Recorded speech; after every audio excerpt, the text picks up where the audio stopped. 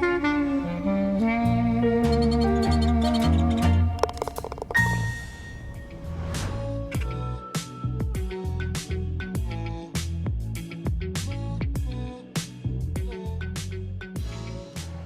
welcome back to the program. We're here with Juanita Skillman, and she's the interim vice president. No, the interim president. Interim president, I'm sorry, interim I president. moved up from vice president a, when they recalled our president. Just an unfortunate promotion involved in this one. Well, I want to welcome you to their program.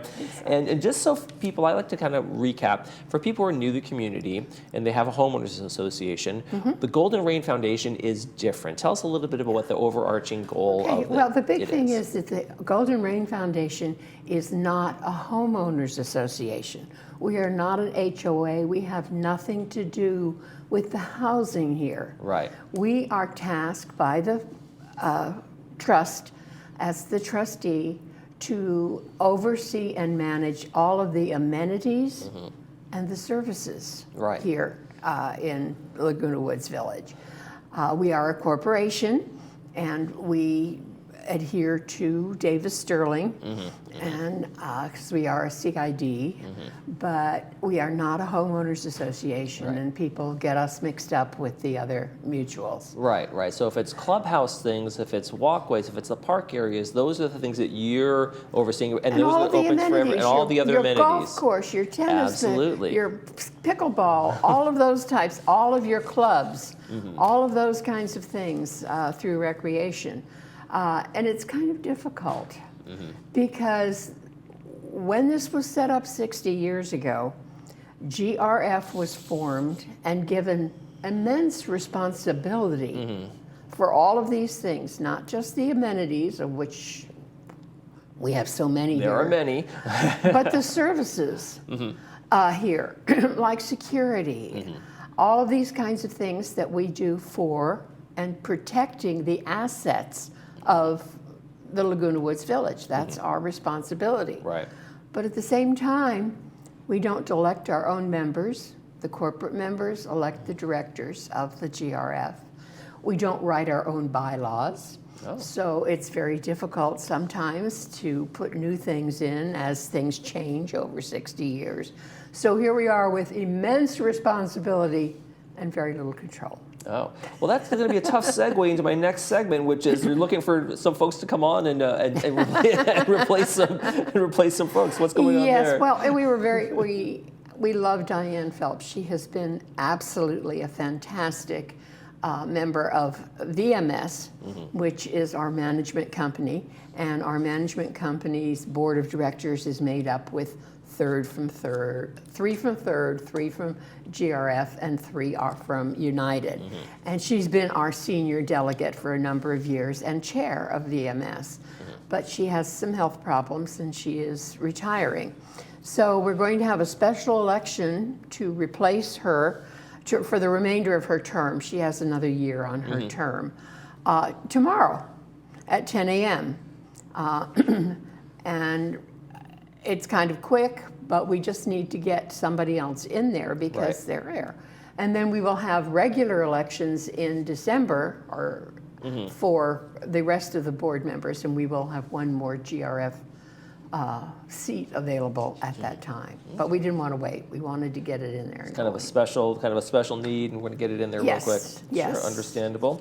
Let's talk about corporate member meetings. Oh, the bane of my existence. On Monday, we will be having a corporate members meeting to ratify the GRF proposal for the security building, replacement building. They call it Building E, they call it space planning. We've been working on this for over 5 years, 3 very actively. We've had meeting after meeting after meeting. We've heard from our residents, and now we have to take it because the way our laws, our rules are set up, anything over $500,000 has to be approved by the corporate members. And so we are presenting to the corporate members next Monday, GRF's plan to put in a replacement building for the security department. Now, they are in a rental building right now next to the community center here. and we feel they need their own building. And we're going to put up just a manufactured building, and it's not exactly a trailer, but it's not a brick and mortar either. And it will be for security only. And we will have the opportunity, because state law requires it right now, whenever you put up a new building, we need to put solar on it. And we will put solar on it. Security uses a lot of electricity. Oh, sure, They need that. And so it's going to be a really good thing to be able to do that as well. That's going to help our electric bills go down. And the main thing I just want to notify all of our residents out there, this is an open meeting, but it is a corporate members meeting, and therefore only corporate members who are the members of your boards can speak or vote. Okay. So we're not going to have open member comments. So not when we say comment member time comments, it's corporate members only. Okay. So we have heard from the residents. Believe me, we have heard from you over and over and over again in open meetings and petitions and all of this good stuff. Yeah. And that's what we're presenting in this Right, note. but the time for public comment has closed, and That's that's just a procedural thing, and now it's time for the actual vote to occur. Right. And as I said, we don't elect our own directors. So in November, Wednesday the 13th, we will elect 6 new directors, and we'll have our organizational meeting where we'll elect our officers for the next year. Okay. Lots going on, a lot of things going on. Approvals, revisions, and subcommittee work is going on. Well, at our board meeting last week, we had a number of things that had been brought forward. Some of them were on 28-day review because we present something at a board meeting, and then if it affects money or the residents directly, we go on 28-day review so that we can get their input back. And then the second meeting is when we actually vote on it, yes, no, et cetera. So we did approve the electric vehicle charging stations that we have out here. They were sorely underpriced compared with things in the neighborhoods Right, so and the all rates around. went up a little bit there. So the rates went up. Our electricity went up 10%, so we had there. We also increased the golf fees marginally, but a little bit, so that they are contributing to the golf course. And our traffic fines. And that was not a moneymaker, but sort of a punitive thing. Right. We have people in this village who think because they live here and it's a closed village, they don't have to obey traffic laws. The big one is stop signs. Anywhere you go, you see them running stop signs. Sure. Or maybe a California stop. It's certainly not. It's certainly not exclusive to this community in terms of rolling stops in people's neighborhood. That's our biggest problem. And then speeding. We have a demographic of older senior citizens who sometimes don't walk that fast and getting across the street or something. So speeding can be a very big thing. So we had to change our traffic rules, hoping maybe to get their attention. So instead of a $25 fine, they may now have a $100 or a $200 fine. And hopefully that will get their attention instead of just paying it and not even thinking about it until they do it for the next time. And on the golf fees, I understood that there was kind of an imbalance in terms of the percentages, in terms of how much the member golfer should be paying, and then how much Golden Ring the Foundation would cover, right? Exactly. And it's a 65-35 split, and the golfers pick up 65%. But the big raises that we put were for guests, not residents. Residents were raised $1. Okay. But for guests, because we need to keep this for our members and try to keep up our 3 golf courses and everything that we have for them. So every once in a while, things have to go up. Everything's, the price of doing business, We did unfortunately. approve an additional hour for Pool 5, because people had asked for that. Okay. And the other big one was revisions to our traffic rules and regulations. Those have been in place for years, and they still say, for instance, that you've got to have a decal. We haven't used decals for a number of years. Right, so it's just that's out. It's kind of a cleanup of the verbiage. Clean up, that kind. There isn't anything that's really new on that. and then reestablished, I should say, an energy subcommittee. Energy is a big deal. Like I said, electric goes up about 10% every year. Sure. And we need to look, what can we do in the village to keep our electricity bills down, our gas bills down, and still provide the services that we need. And that includes all kinds of different things. It's not just solar or wind or this or that.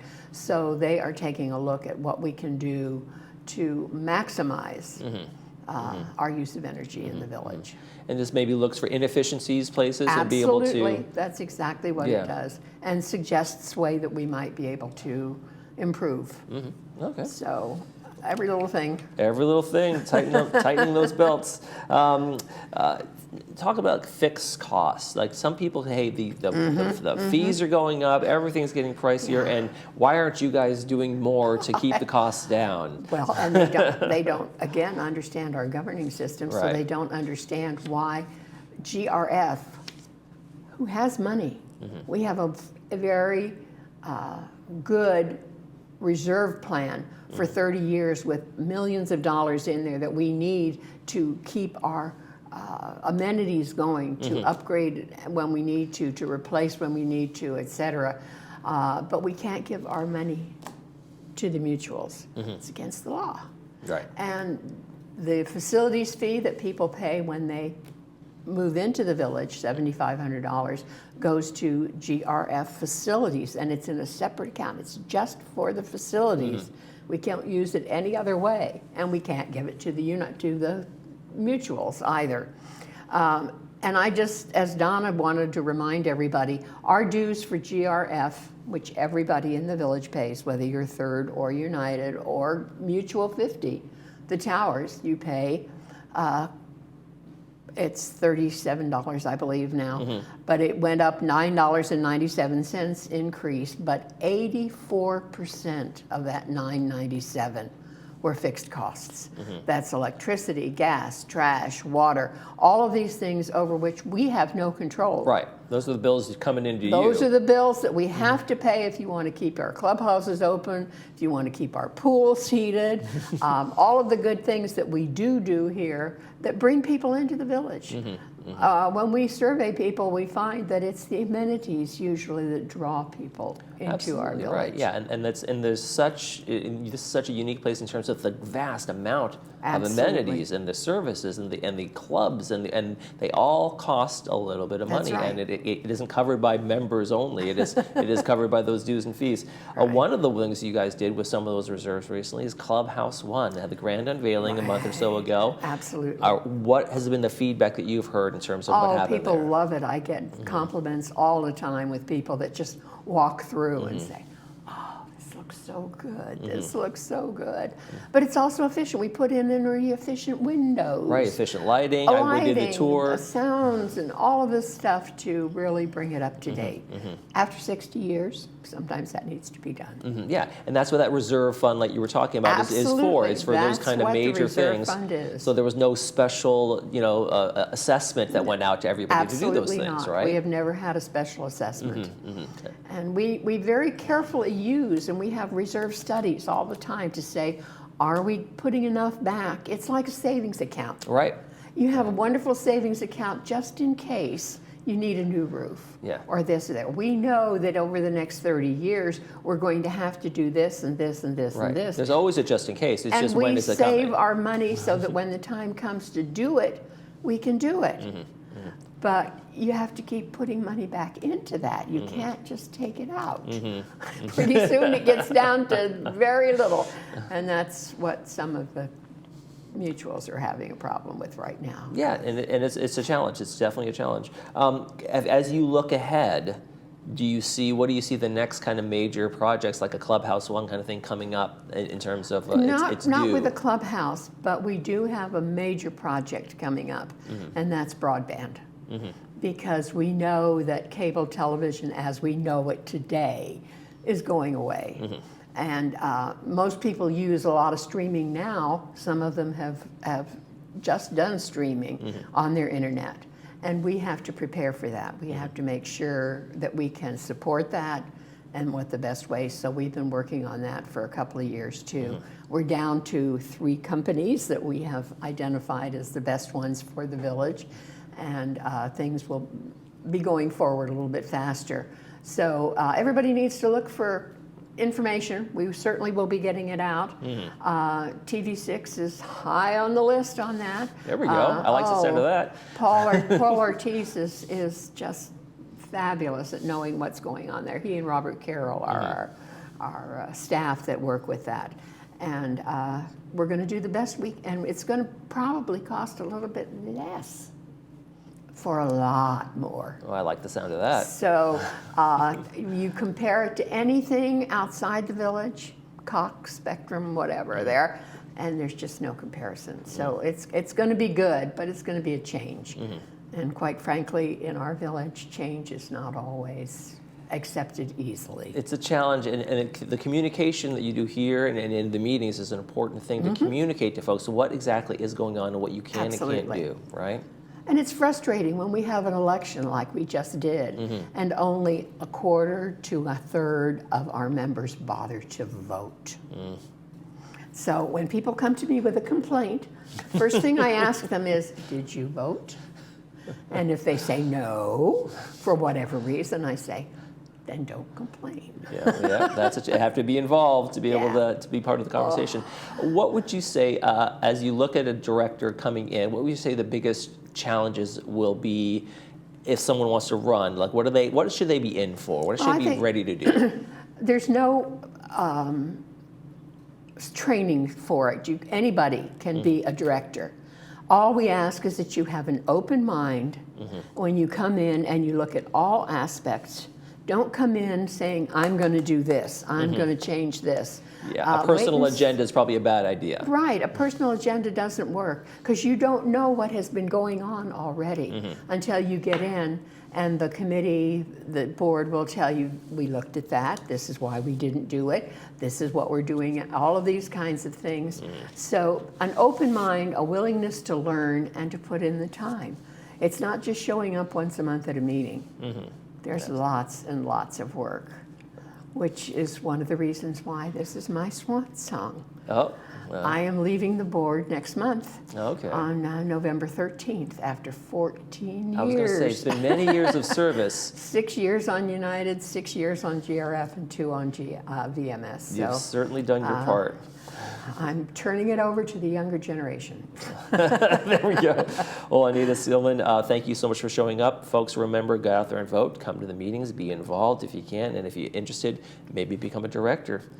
Juanita will walk you through the whole process for as long as she's still on the board. Training. We do have director training. Thank you so much for joining us. Thank you, Michael. You're watching This Day. We'll be right back.